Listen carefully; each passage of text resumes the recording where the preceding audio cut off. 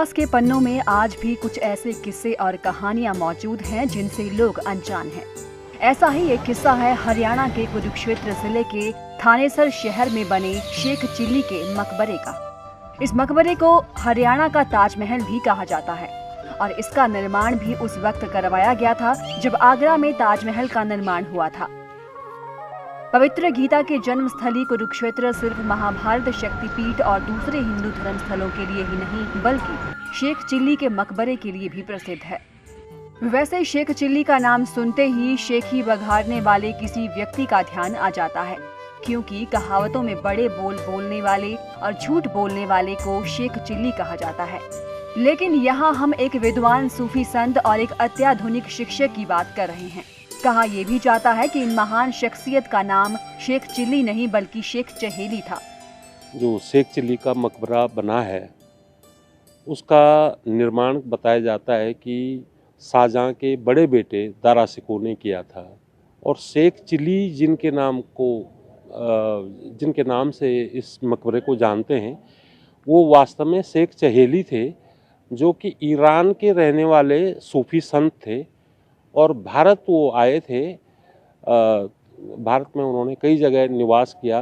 बताते हैं कि सडोरा के भी इनके रहने के प्रमाण मिलते हैं। शेख चिल्ली का मकबरा कुरुक्षेत्र के बाहरी इलाके में एक ऊंचे टीले पर बनाया गया है। ये मकबरा बहुत ही खूबसूरत है, जो मुगल वास्तुकला का बखूबी बखान करता है। मुख्य इमारत ताजमहल की तरह संगमरमर के पत्थर से बनी हुई है और ऊपर एक गुंबद भी है। इसके अनुपम और परिष्कृत वास्तुशिल्प की वजह से उत्तर भारत में ताजमहल के बाद दूसरा दर्जा दिया गया है।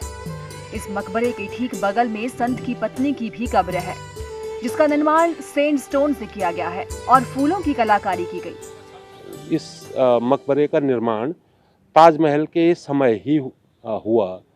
लगभग 1650 के करीब इस मकबरे का निर्माण हुआ। इसका जो स्थापत्य शैली है टिपिकल मुगल शैली है।